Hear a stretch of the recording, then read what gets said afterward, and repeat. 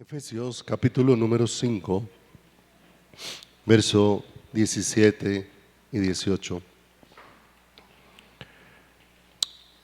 Nosotros necesitamos rogar al Señor que nos dé la gracia de que nuestros pensamientos, de que nuestro corazón pueda estar conectado con el pensamiento y el corazón de Dios. Porque a veces estamos interesados en que Dios me hable lo que yo quiero. Y aunque los seres humanos somos muy manipuladores, necesitamos conocer que Dios no es manipulable. Dios no puede ser manipulado. Él es el Señor de todo el universo. Y el Señor no se mueve por lo que nosotros queremos. El Señor solamente quiere manifestar una cosa, su preciosa y perfecta voluntad. Y el Señor lo único que hace es manifestar todo aquello que exprese su gloria. Cuando el Señor dijo allí en Ezequiel 34 que iba a hacer una obra especial en el corazón humano y en la vida de todos los seres humanos, el Señor dejó ver que toda esa obra la iba a hacer por una sola razón, por amor de su nombre. Porque Él dijo, porque ustedes han pisoteado mi nombre y ustedes lo han profanado entre las naciones. Pero todo lo que voy a hacer, lo voy a hacer por amor de mi nombre. De manera que cuando Dios va a hacer algo por amor de su nombre, lo que Él va a manifestar en cada uno de nosotros no es gloria de hombres, es su gloria en cada una de nuestras vidas.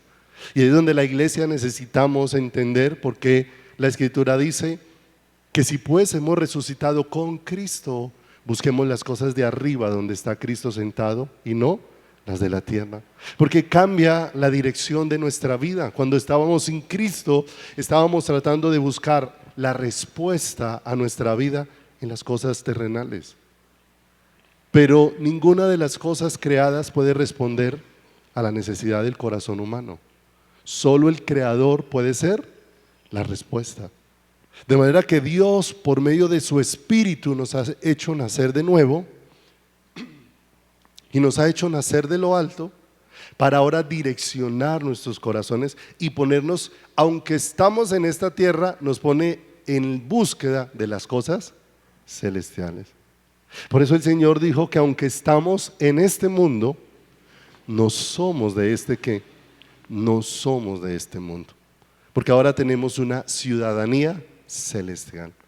Y todos los días Dios va renovando toda nuestro pensamiento a través de la luz de su pensamiento por medio de Jesucristo, puesto en la vida de cada uno de nosotros. Y como nosotros vivimos en medio de un mundo y en medio de la tendencia que tiene el ser humano, y no lo podemos perder de vista, porque el ser humano tenemos una fuerte tendencia a inclinar el corazón a todo lo que sea heroico. Cuando vemos algún acto heroico en cualquier persona, en cualquier vida, en cualquier índole, el ser humano tiene la inclinación a rendirle su corazón a eso. Y entonces vemos que hay actos heroicos en muchos aspectos. Hay gente que en lo deportivo ha hecho actos heroicos porque han alcanzado grandes logros. Hay hechos heroicos en lo económico, porque hay personas que han acumulado grandes fortunas, y vemos diversos tipos de actos donde la capacidad humana se ha expresado. Pero nosotros necesitamos ver, no a través de lo que fascina al hombre, sino a través de lo que revela Dios. Porque aún muchas veces cuando uno va a Hebreos 11, encuentra que allí se llama a un cúmulo de personas los héroes de la fe. Y no sé si ese sí sea el título apropiado,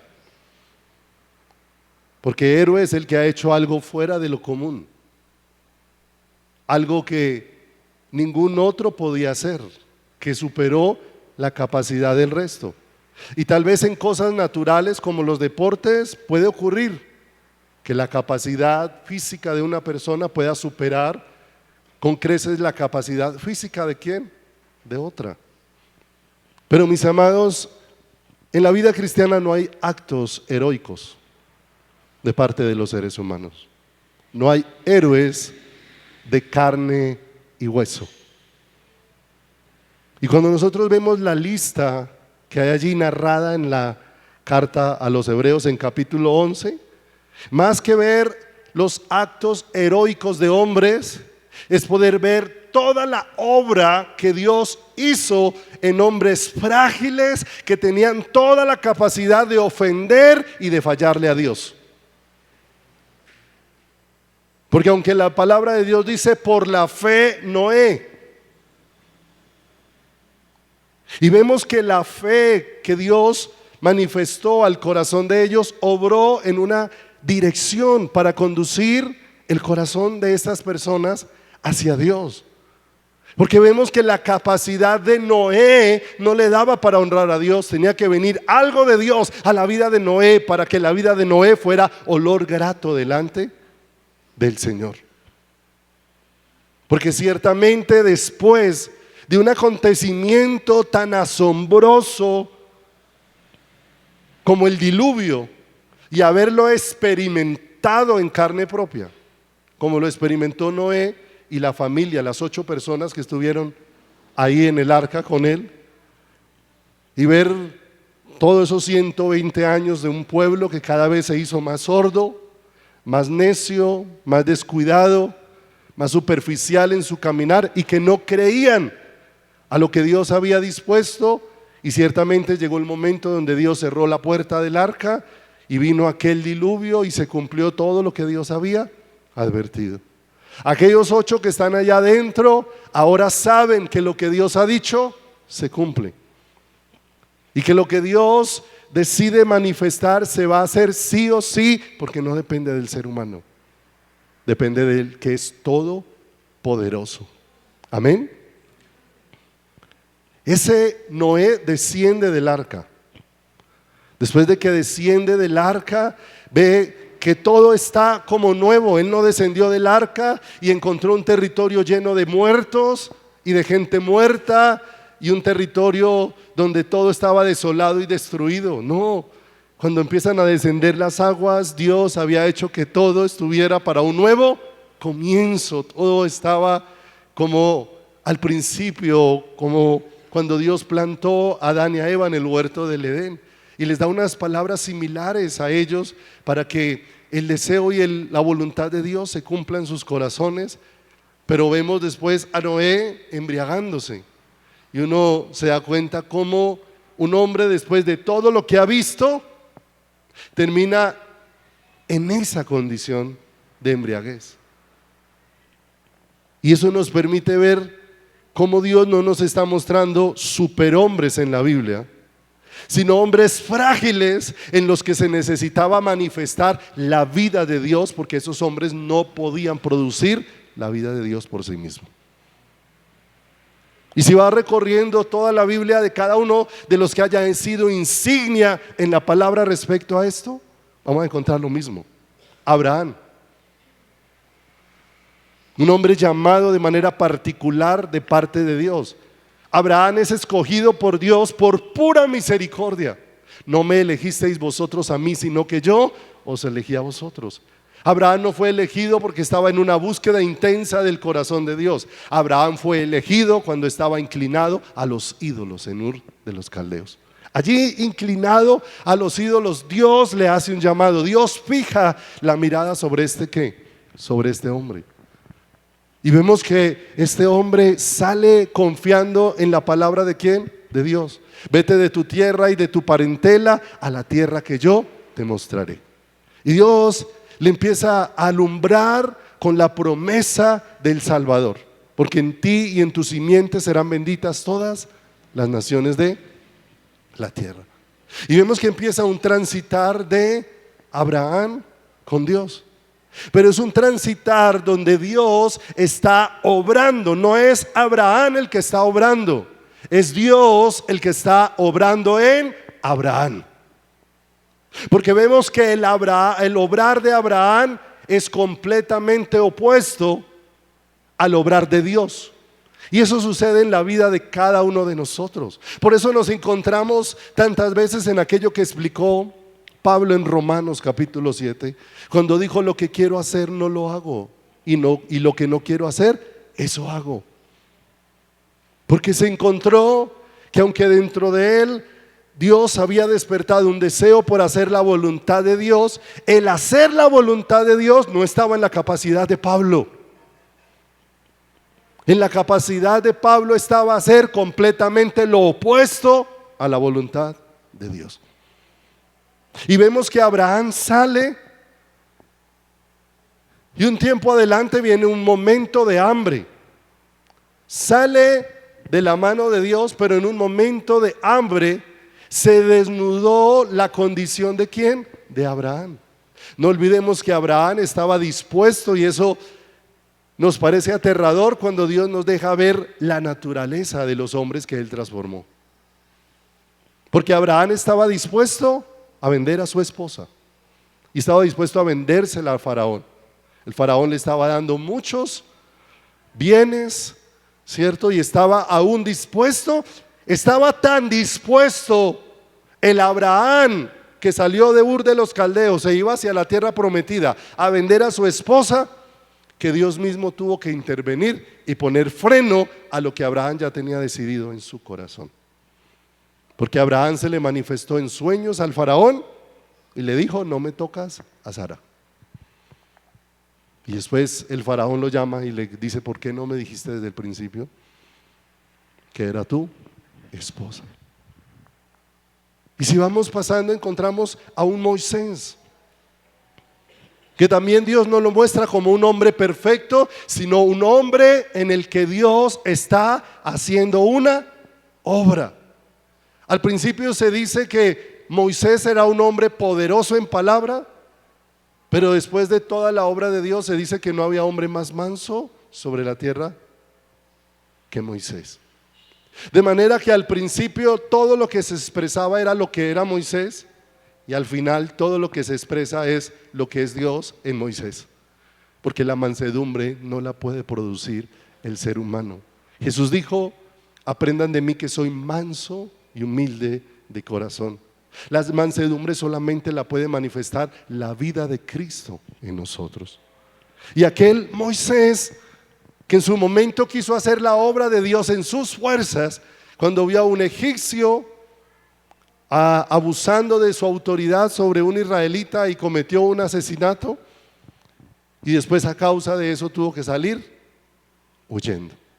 40 años en el desierto. Y vemos cómo Dios iba haciendo una obra en ese ¿qué? En ese corazón, ¿cierto? Y cuando Dios empieza a hacer una obra en el corazón, nos vamos a dar cuenta toda la resistencia que mi corazón tiene a lo que Dios quiere hacer. Porque nosotros sí queremos que Dios obre, pero queremos que Dios obre a nuestra manera, que Dios obre conforme a nuestro pensamiento.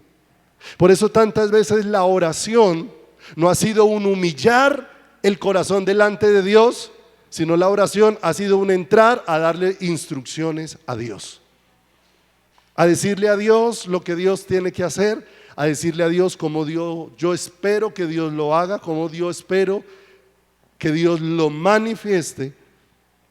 Que realmente esa no es la disposición de esa relación personal. ¿Con quién? Con el Señor. Esa no es la relación de esa disposición. No es ir a decirle a Dios qué tiene que hacer, sino ir a humillar el corazón delante de Dios para entender qué es lo que Dios está haciendo y qué es lo que Dios está obrando. Porque cuando no dejo eso, entonces muchas veces la resistencia aparece en todo momento. El Señor deja 40 años en el desierto a Moisés, y después allá llama su atención. Prende una zarza, la zarza llama la atención de Moisés, y viene a ver por qué razón la zarza arde y no se consume. Y cuando viene a mirarla, aparece la voz gloriosa de Dios, Allí dice que se manifestó el ángel de Jehová, Jesucristo mismo, de manera anticipada, manifestándose sobre la vida de Moisés. Y desde aquella zarza ardiendo le dijo: quita el calzado de tus pies, porque el lugar donde tú estás, santo es. Y aquel día el Señor le dice: tengo un propósito, sacar a mi pueblo de la cautividad. Pero en todo lo que Dios quiere hacer, Moisés a todo se le quiere oponer. Dios le dice: ve y lleva el mensaje. Y Moisés le dice a Dios: cuando yo vaya no me van a creer. Y Dios le dice: tira tu vara, y se convierte en serpiente. Después Moisés le corría, el Señor le dice que la tome por la cola, y se volvió vara. El Señor le dice: mete tu mano en el costado, y cuando la sacó estaba leprosa. La volvió a meter y la sacó, y estaba ¿qué? Estaba sana. Y Moisés sigue con una resistencia: no sé hablar. Y el Señor le sale al paso y le dice: ¿no hice yo al mudo? ¿No hice yo al sordo? O sea, yo no soy el que hago todas las cosas, ¿cierto? Y Moisés sigue insistiendo: entonces manda mejor al que debes de enviar. Porque hay una resistencia en nuestro corazón, que todo se haga a la manera de Dios, donde no es Moisés el que se ve, sino donde es la vida de Dios la que se ve. ¿En la vida de quién? En la vida de Moisés. Pero Dios de una manera especial fue obrando, y ese Moisés que llega ya al final, que tiene tanta mansedumbre, ahora es el resultado de la obra de Dios en la vida de quién? En la vida de un hombre. Tomamos la vida de David y encontramos a un David que cometió muchos errores, un David que no se puede tomar como modelo para muchísimas cosas, aunque Dios lo llamó un hombre conforme a su corazón. Pero si lo tomáramos como modelo para cosas naturales, no nos serviría. David nos sirve como modelo de diseño de familia, no se podría tomar.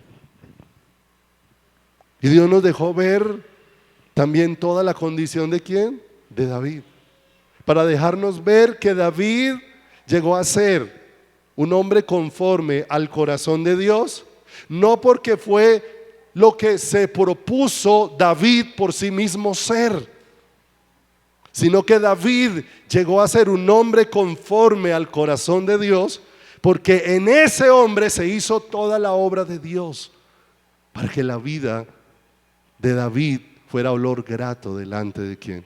Delante del Señor. Porque delante del Señor no suben nuestras obras, delante del Señor subes la obra de Dios hecha en cada uno de nuestros corazones. Por eso les decía, no sé si sea bueno llamarlos en el sentido de héroes, porque no hicieron ningún acto heroico. Todo lo que hicieron fue dejar ver lo frágiles que eran, pero se vio en ellos al Dios poderoso que hace todas las cosas en un ser frágil. Vemos la realidad de cómo se cumplió en todos ellos: bástate mi gracia, porque mi poder se perfecciona en tu debilidad. Lo vimos en Noé, en Abraham, en Moisés, en David. Lo vemos en Pedro, más reciente en el Nuevo Testamento. Lo vemos en Pablo. Porque la única forma de coger a un perseguidor de la iglesia y hacerle un anunciador de Cristo, coger a alguien que era alguien que perseguía a Cristo, para que convertirse en alguien que lo único que quiere que se vea en su vida es a Cristo, solamente es la obra de Dios en su corazón. Saulo, Saulo, ¿por qué me persigues? Saulo no perseguía a la iglesia, Saulo perseguía a Cristo. Y ahora el Saulo que perseguía a la iglesia, el Señor se le ha manifestado, y la manifestación de la vida de Dios ha hecho una obra tan gloriosa en la vida de este hombre, que ahora este hombre lo único que quiere es manifestar la vida de Cristo en él. Ya no vivo yo, mas vive Cristo en mí. Y lo que ahora vivo en esta humanidad, lo que ahora vivo en esta vida natural, lo vivo en la fe del Hijo del Hombre. Lo vivo con los ojos puestos en Jesús. Lo vivo confiando que todo lo que me llena de vida es la vida de Cristo, que todo lo que me sacia es lo que proviene de Cristo. Y hacia allá nos va conduciendo ¿qué? El Señor.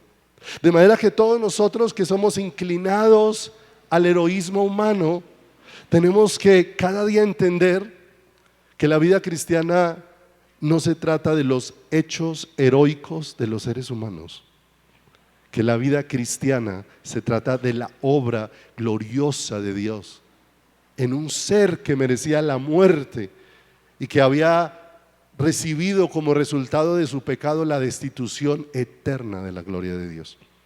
Y que a ese ser Dios lo ha mirado con tanta misericordia y lo ha mirado con tanto amor. Es que sabe a dónde Dios tuvo que bajarnos a recoger al desierto. Esa porción que cantamos hace un momento que corresponde al libro de los Cantares.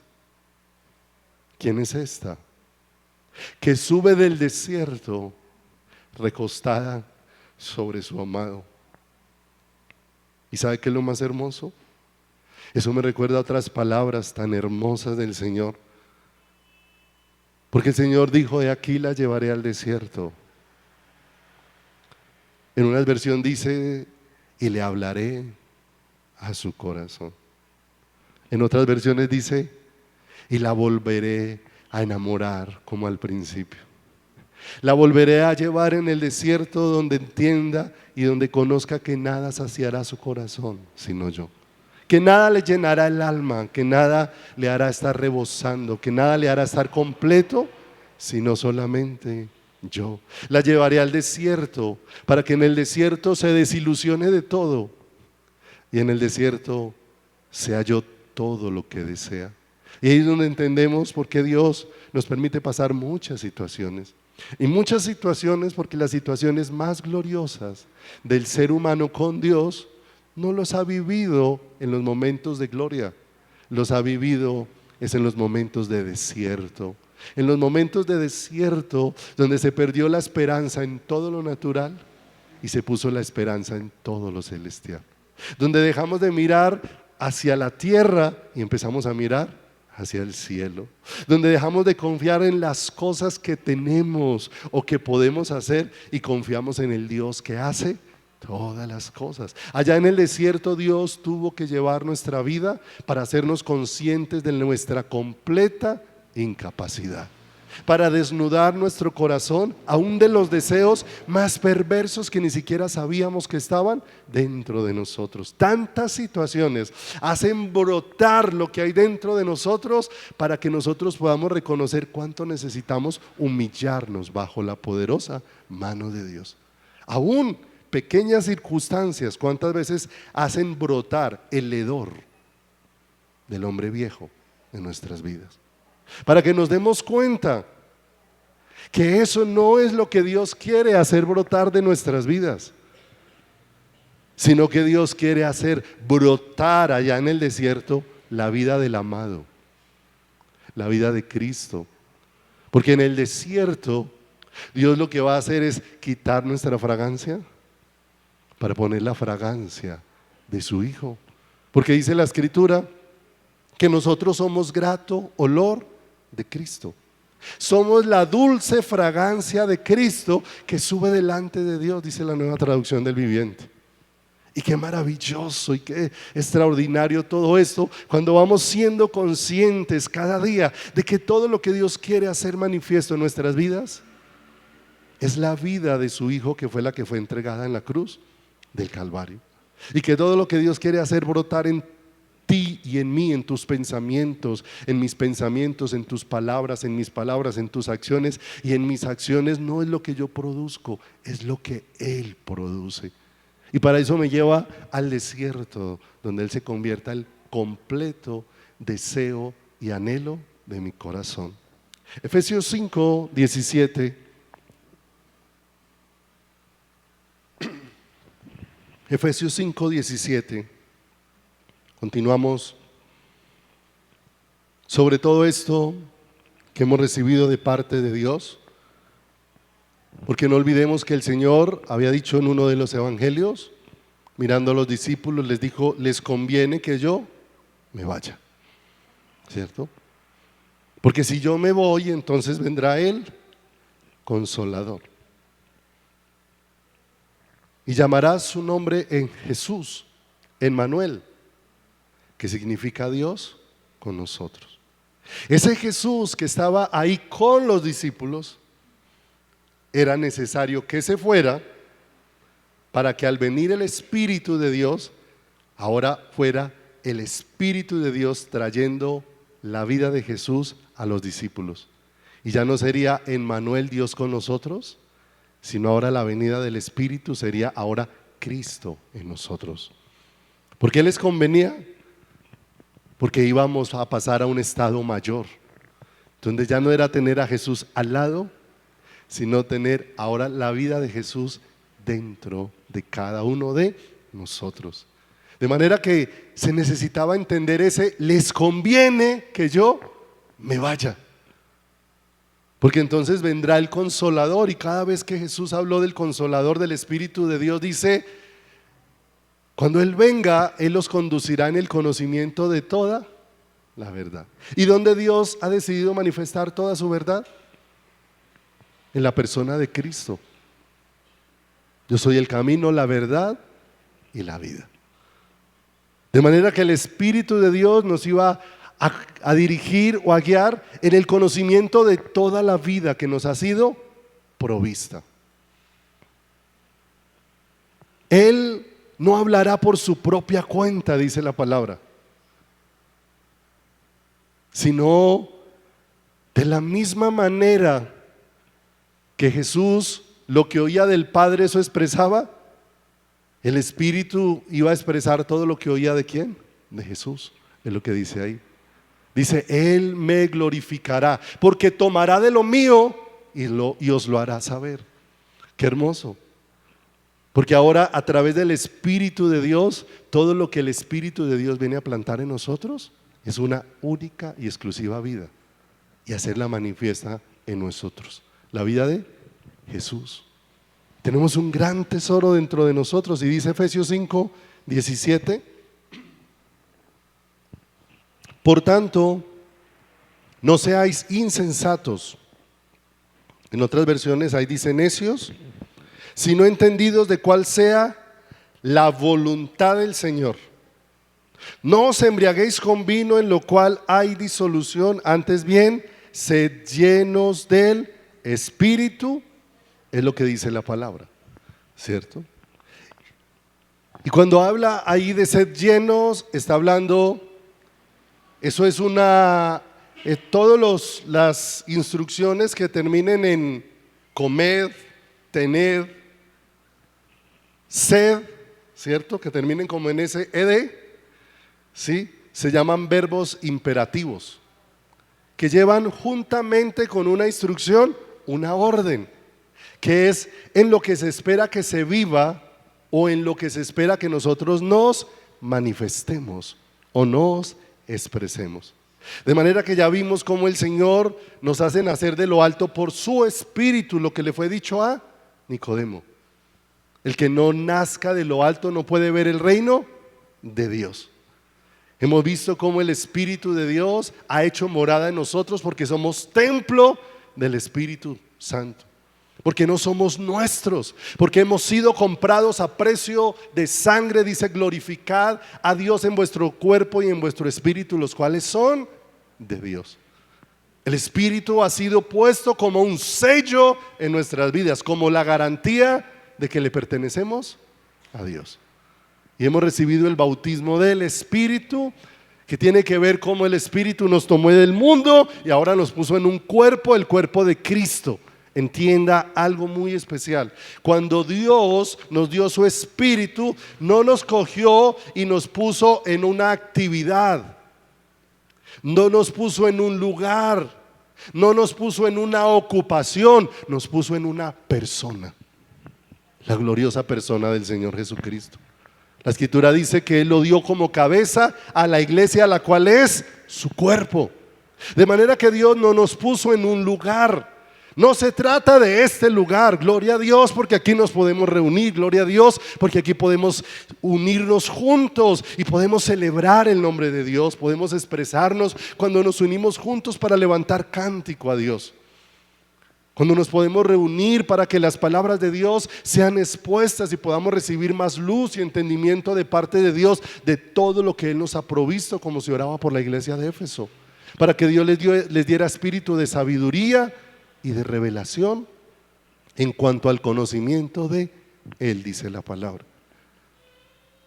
Pero no nos puso Dios en un lugar, no nos puso Dios en una actividad. Ayer o antenoche que teníamos un tiempo con los muchachos de alabanza, compartíamos algo. Dios no nos puso, fue ayer que tocamos esto. Dios no nos puso en un grupo,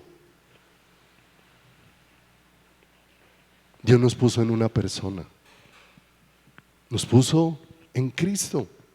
De manera que lo que Dios desea, que todo este grupo que tiene la capacidad o la habilidad de poder ejecutar instrumentos y de poder hacer juntos canciones, la prioridad de todo este grupo no es expresar música.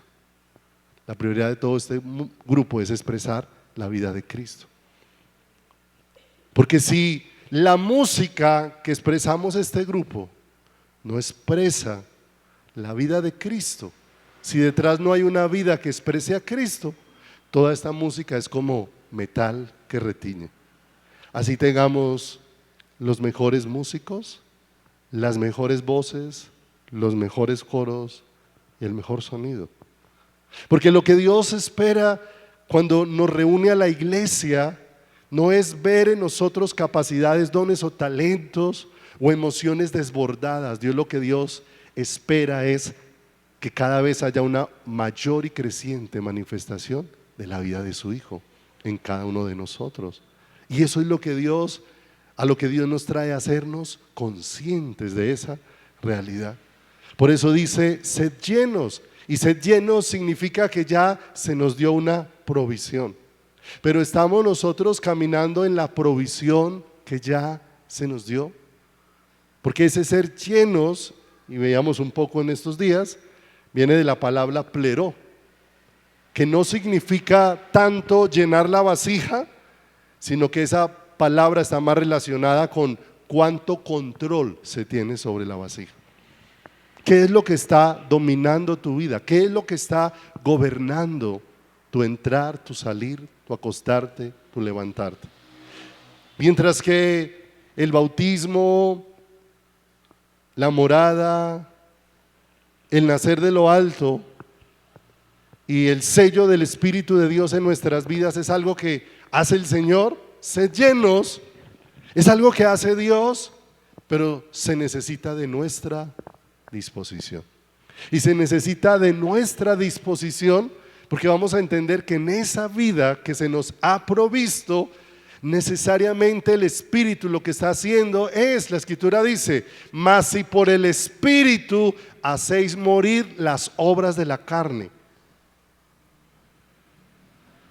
De manera que se nos ha provisto ese Espíritu para que el poder del Espíritu de Dios en nosotros, que está haciendo manifiesta la vida de Cristo, ese mismo poder sea el que esté llevando y obrando para que llevemos a la muerte a ese viejo hombre que hay dentro de nosotros, que se opone a la gloriosa vida de Cristo dentro de cada uno de nosotros. Por eso es imperativo el ruego de Pablo, hijitos míos, por quienes vuelvo a sufrir dolores de parto, hasta que Cristo sea formado en vosotros, hasta que Cristo sea lo que más se vea en ti, hasta que Cristo sea lo que más se exprese en tu vida, en tus pensamientos, en tus palabras, en los deseos de tu corazón, porque el único deseo de Cristo es hacer la voluntad del Padre.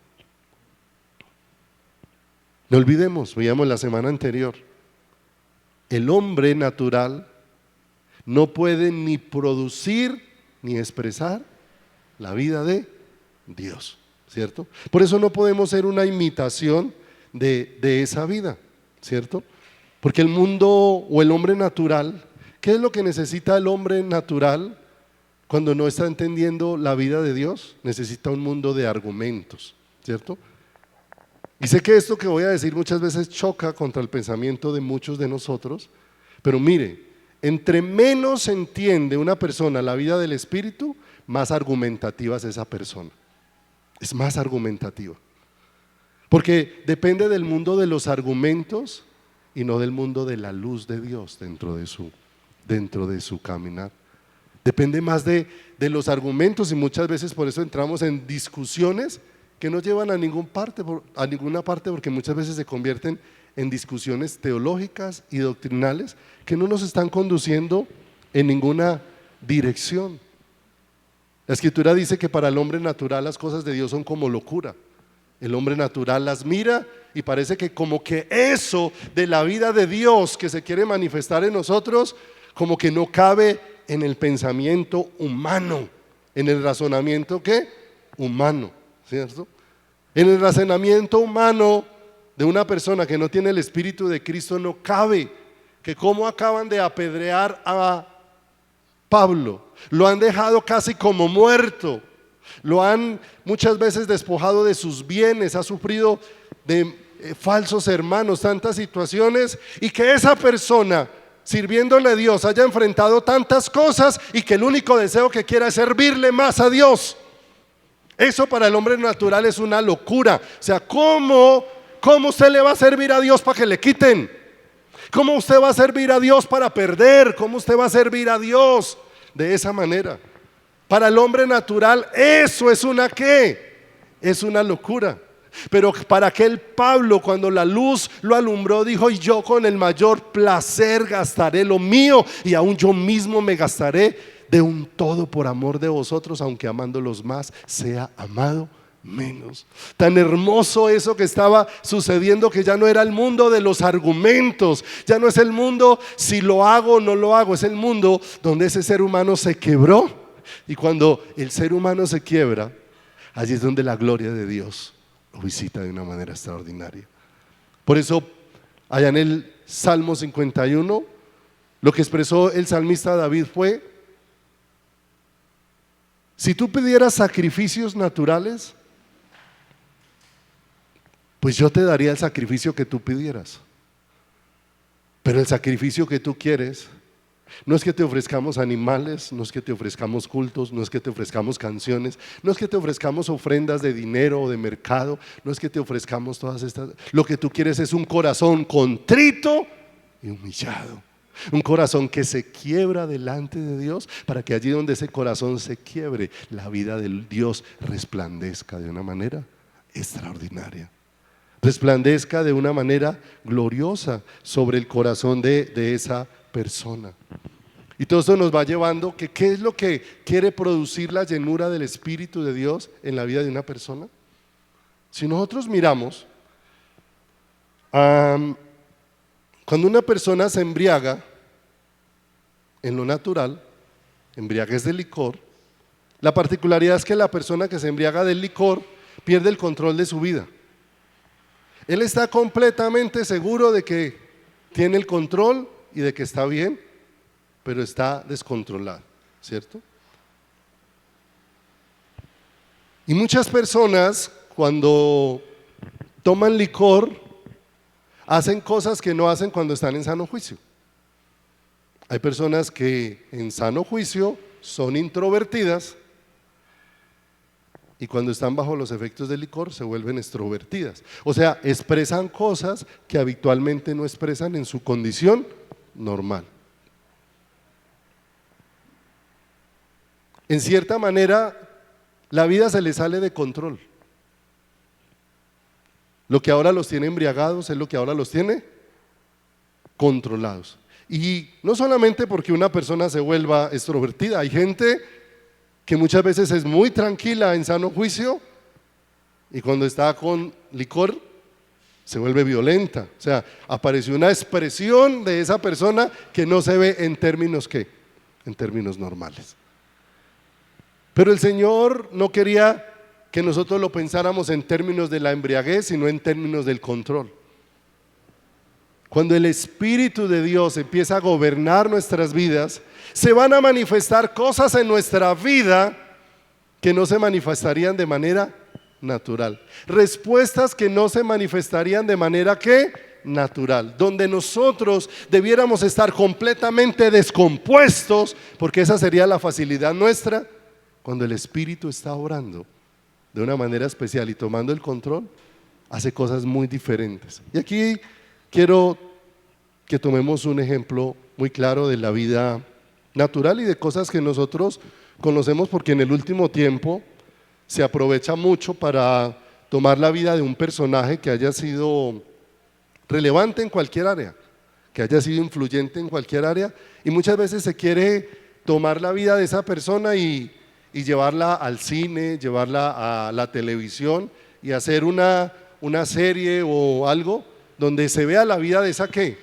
La vida de esa persona. Escúcheme por favor esto, porque esto es muy importante respecto a lo que el Espíritu de Dios quiere plasmar en nuestras vidas. En cuanto a esas personas que son escogidas para protagonizar lo que fue la vida de otra persona. Entonces, si usted mira, cuando han entrevistado a esas personas, después de que hicieron el papel, y muchos los admiraron por el parecido tan impresionante que llegaron a tener, todas ellas empiezan a narrar todo el trabajo que tuvieron que hacer para aprender a imitar a aquel a quien iban a protagonizar. Entonces tuvieron que empezar muchas veces en el tiempo moderno, si habían videos, a ver videos, para ver sus gestos, para ver sus expresiones, para ver el movimiento de sus manos, para ver cómo era la ropa, el color de la ropa, cómo se vestía. Muchos de esos actores tuvieron que hacer sacrificios. En muchos casos, si al que iban a protagonizar era muy delgado, tuvieron que hacer unas dietas extremas y bajar de peso para alcanzar la figura. Otros les tocó subir de peso, dedicarse a comer para alcanzar el peso ideal para que en la figura que se vieran. Tuvieron que relacionarse con personas que lo conocían para conocer cómo era su carácter, cómo eran sus expresiones, cómo eran sus respuestas. Todo eso, y lo trabajaron, y después un actor de esos se para frente al espejo y empieza a ensayar, y ensaya, y ensaya, y ensaya, y se mira al espejo y nuevamente mira la grabación, y nuevamente, porque todo el tiempo está tratando de pulir el personaje que va a ¿qué? Que va a representar, hasta que llega el momento en que alcanza el grado más cercano para representar a ese ¿qué? A ese personaje. Entonces, cuando transmiten la grabación de ese protagonista haciéndolo, todos los que lo ven y lo conocieron, al verlo se admiran de ver el parecido tan impresionante, la forma, y lo miran y dicen, y mueve las manos igual, y habla igual, y mueve el ojo igual, y se sienta igual, y cruza la pierna igual, y se quita la ropa igual, y todo el mundo está asombrado. Pero aunque todo el mundo está asombrado del parecido tan impresionante, ¿y de dónde ha adquirido ese parecido tan impresionante? De mirar, de organizar, de tomar cosas. Pero todos, aunque están admirados de ver el parecido tan impresionante que tomó ese actor para protagonizar esa vida, el que lo está viendo en lo profundo sabe que ese no es él. No importa cuánto esfuerzo haya hecho para parecerse, si ahí está el hijo y lo está viendo, él dice, se parece mucho a mi papá, pero no es mi papá. Y si era la esposa, dice, se parece mucho a mi esposo, casi idéntico, pero no es que. De manera que cuando va viendo eso, esa persona no termina enamorada del personaje. ¿Sabe por qué no termina enamorada ni amándolo? Porque ella sabe que ese no es. Sabe que simplemente es alguien que lo está ¿qué? Imitando, que se está haciendo parecido a él. Y tal vez ese es el camino que hemos querido tomar la iglesia. Hemos querido tomar el camino de protagonizar la vida de Jesús y de tratar de mirar cómo me parezco lo mayor posible a Jesús, cómo habla Jesús, y yo trato de hablar como Jesús. ¿Cómo respondería Jesús ante una situación? Y yo trato de responder como Jesús frente a esa situación. Y desde el cielo el Señor dice, se parece pero no es. Se parece pero no es. Porque finalmente Dios no está buscando que la iglesia hagamos todos los métodos humanos posibles para tratar de comportarnos como Jesús, si lo que se expresa en nosotros no es la vida de Jesús. Dios no nos llamó a protagonizar la vida de Jesús, Dios nos llamó a vivir la vida de Jesús. Cristo, de una manera especial, cuando se le reveló a Pablo, Pablo dijo: ya no vivo, mas vive Cristo en mí. De manera que Pablo no estaba tratando de imitar al Cristo que vivía en él. Lo único que Pablo estaba diciendo es: yo tengo que desaparecer para que el Cristo que vive en mí se manifieste. Para que el Cristo que vive en mí se haga ¿qué? Se haga visible de una manera especial. Y saben, mis amados, que para eso Dios ha dispuesto de una manera tan extraordinaria la obra de la cruz. ¿Cómo estaba el pueblo de Israel en Egipto? El pueblo de Israel en Egipto estaba bajo esclavitud. Y la esclavitud que estaban viviendo allí física estaba dándoles el mensaje de que había una esclavitud mayor que la física, que ellos cada vez tuvieran que hacer más trabajo, que cada vez la paga fuera menos, que cada vez los castigaran más, ¿cierto? Y en medio de todo eso se levantó un clamor, pero detrás de todo ese clamor está la obra ¿de quién? Del Señor. Y el Señor mueve ese clamor y el Señor sale a la respuesta del clamor al que los movió. Y sale para libertarlos y sacarlos de Egipto y llevarlos a la tierra ¿qué? Prometida, a la tierra que Él había dispuesto de una manera preciosa. Así que el Señor toma a su pueblo y lo saca de Egipto y lo lleva camino a la tierra ¿qué? Prometida. Pero cuando ya lo lleva camino a la tierra prometida, ya sucedió algo con Egipto. Egipto quedó atrás. ¿En qué condición quedó Egipto? En ruinas.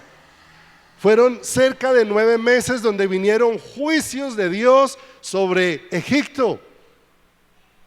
Juicios que tantas veces mataron el ganado, juicios que tantas veces acabaron la cosecha. Y el último que vino fue que se abrió el mar en dos. Pasaron el pueblo de Dios de una manera milagrosa, extraordinaria, y salieron al otro lado. Pero en ese mismo mar que se abrió para sacarlos al otro lado, en ese mismo mar se acabó el poderío de Egipto. Porque todos los soldados que venían con sus carros a caballo y todo eso, cuando entraron en el medio del mar, dice la escritura que Dios les desbarató sus carros y después cerró el mar, y todo el poderío de Egipto, ¿dónde pereció? Y si nosotros miramos, en el mismo lugar donde dio Dios vida, fue en el mismo lugar donde hizo perecer a Egipto. Porque el mismo mar que se abrió para que ellos pasaran y salieran al otro lado con vida, fue el mismo lugar que se cerró y produjo la muerte de Egipto. Porque ese mar era una figura de la obra de la cruz. Porque en el mismo lugar donde la vida de Dios se manifestó sobre nosotros, es el mismo lugar donde Jesús nos llevó a nosotros a la muerte. La escritura dice que nosotros fuimos juntamente crucificados con Él.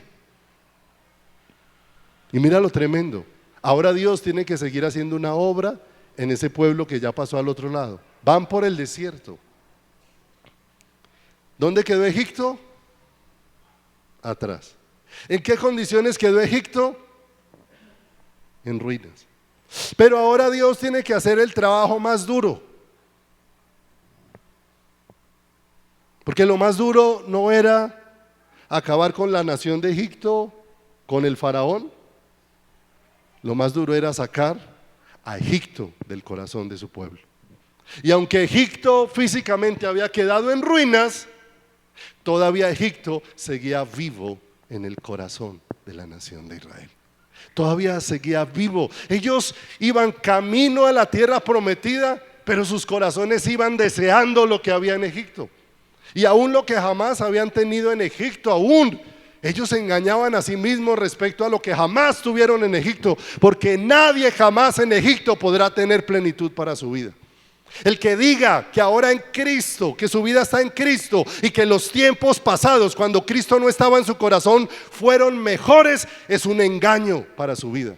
Jamás el tiempo, por glorioso que haya sido en las cosas terrenales sobre la vida de un ser humano, jamás eso fue mejor si la vida de Cristo no estuvo en la vida de nosotros. Pero ellos aún estaban anhelando lo que ni siquiera obtuvieron: las cebollas y los puerros que comíamos de balde, cuando jamás tenían siquiera eso. Era el anhelo de ¿quién? El anhelo de su corazón.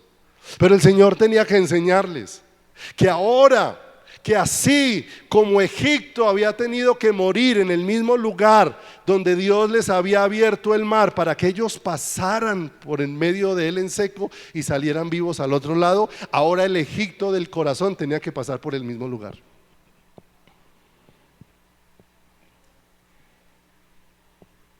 Porque el Egipto del corazón tiene que ser llevado a la muerte. Porque nosotros queremos expresar muchas cosas en nuestras vidas que son nuestras, no de Cristo. Que son de los deseos de nuestro corazón, no de los deseos de Dios. El Espíritu de Dios que va a plantar en nosotros, ¿cierto? Por eso es tan peligroso eso cuando alguien le dice a otro que Dios te conceda los deseos de tu corazón. Y ese otro ni siquiera tiene idea de qué le están ofreciendo. Porque a veces escuchamos eso como que Dios me ama tanto que lo que yo anhele me lo va a dar. No, Dios no está interesado en darte ningún anhelo de tu corazón. Amén. Es que a nosotros nos gustan casi las cosas que nos cogen y... Dios no está interesado en darte ningún anhelo de tu corazón. La palabra de Dios dice que Dios, deleítate a sí mismo en el Señor. Cuando tu deleite es el Señor, lo único que tú quieres es lo que proviene del corazón de ¿quién? Deleítate a sí mismo en el Señor y Él te concederá las peticiones de tu corazón. Primero está el deleite. Cuando Dios es tu deleite, cuando Dios es tu anhelo, cuando el Espíritu de Dios hace esa obra en tu corazón, Él se vuelve el anhelo de tu corazón. ¿Qué quieres tú? Que lo que haya en tu vida sea todo lo que Él lo que Él quiere. Tu anhelo y tu deseo es que se cumpla en mí todo lo que quiere. Cuando el Señor le permite decir al salmista que Jehová cumpla su propósito en mí, el salmista está entendiendo cuál es el propósito de Dios. Porque a veces nosotros le decimos a Dios que se cumpla su propósito en mí, pero yo estoy pensando es en mi propósito, en lo que yo pienso que es para mi vida, en lo que yo quiero, en lo que yo deseo. El salmista entendió que hay un solo propósito para la vida del ser humano. Romanos 8:29, que todos seamos conformados a la imagen de su Hijo. Que Cristo sea lo que sea formado en cada uno de ¿quién? De nosotros. De manera que el salmista por allá anticipadamente, cuando está orando que Jehová cumpla su propósito en mí, Señor, lo que tú soñaste desde antes de la fundación del mundo para con los seres humanos, es lo que quiero que se haga realidad en mi vida, en mi corazón, en todo mi ser. ¿Con qué estaba soñando el salmista? ¿Tenía sus propios sueños? ¿O ahora estaba el sueño de Dios en su corazón? ¿Qué vino a plantar el Espíritu de Dios en nosotros? El sueño del corazón de Dios para nuestras vidas. El sueño y el deseo del corazón de Dios para nuestros corazones. En 1 de Juan 5, 11 y 12. 1 de Juan 5, 11 y 12.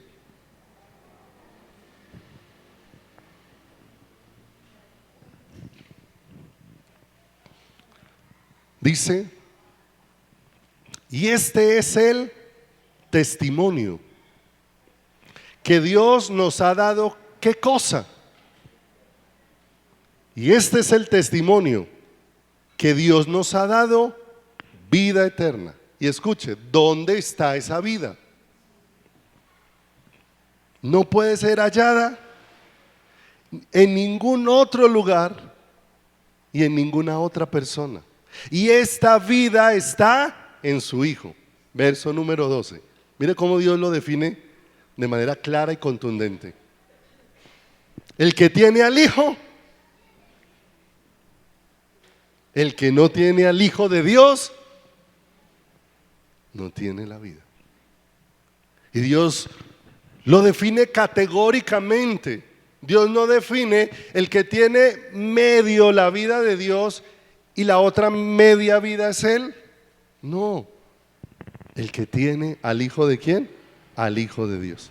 De manera que el Espíritu de Dios no vino a obrar en nosotros para que alcancemos un gran parecido a Jesús, para que hablemos como Jesús, para que nos comportemos como Jesús. No, el Espíritu de Dios vino a una sola cosa: a manifestar la vida de Jesús en cada uno de quién, en cada uno de nosotros.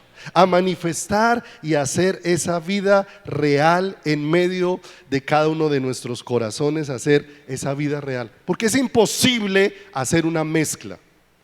Y necesitamos entenderlo. ¿Qué hemos querido hacer los seres humanos?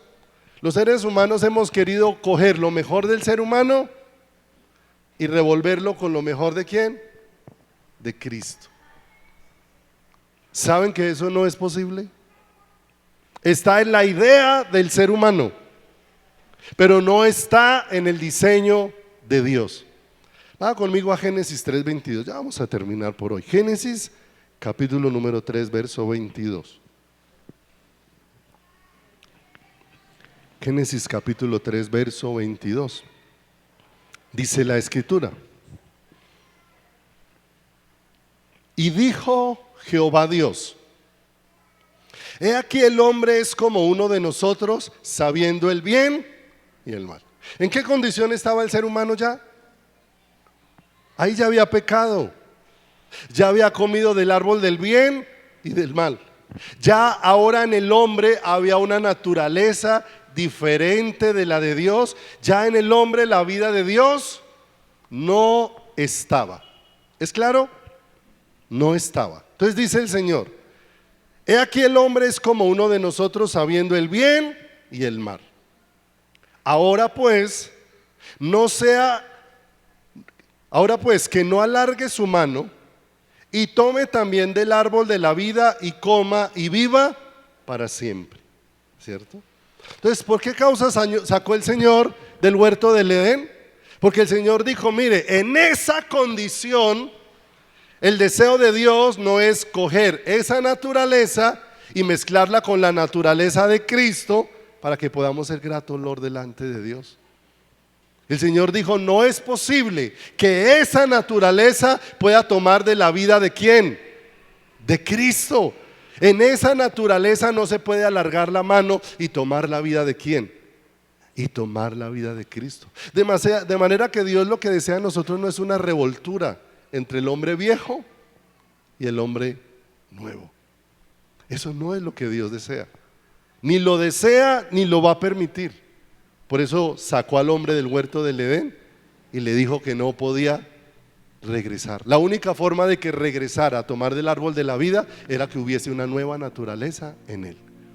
Y para eso vino Cristo, para ocupar nuestro lugar y para que ahora haya una nueva naturaleza, haya una nueva vida dentro de nosotros, la vida de su Hijo. ¿No se siente privilegiado de esto? Que Dios no me escogió para estar en un lugar, sino Dios me escogió para ser su hijo. Que Dios no me escogió para participar de un ministerio, Dios me escogió para ser su hijo.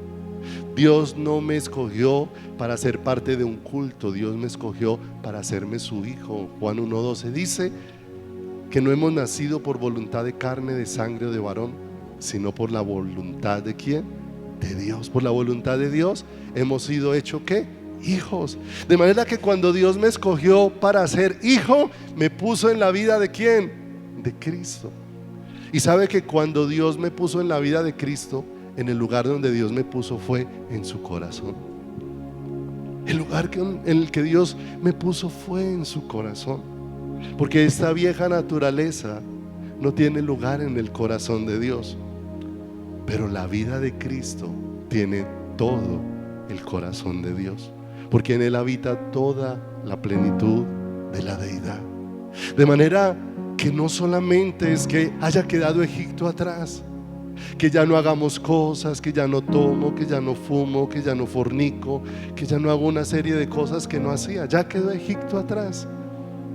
Pero ahora Dios está trabajando para sacar el Egipto que hay dentro de nuestro corazón. Las cosas que anhelamos y creemos que son las que nos hacen aceptos delante de Dios. La Escritura dice que nosotros somos aceptos, es en el amado. En el amado. Tan hermoso como terminaba ese corito de esa canción que cantábamos ahora. ¿Quién es esta que sube del desierto recostada sobre su amado? Es la esposa del Cordero que vuelve a los brazos de su amado. Y para el Señor volvernos a los brazos del amado, lo que nos ha proporcionado es la vida del amado, la vida de Cristo.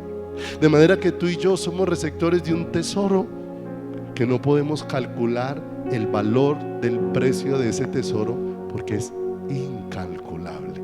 No hay forma de medirlo, pero sí necesitamos conocerlo para experimentarlo, para saber que cuando nos reunimos, todo lo que Dios desea hacer es que todo lo que haga este pueblo cuando nos reunimos en pos de Él es expresar la gloriosa vida de Cristo que sube como olor grato delante del Señor.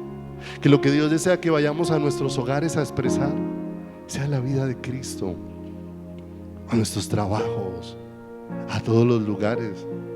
No nos sacó de Egipto para que en el desierto estemos llenos de queja y reclamando por qué lo de Egipto no ha venido a mí. No, amado, si viniste a Cristo por la obra de Cristo, Egipto no va a venir a ti.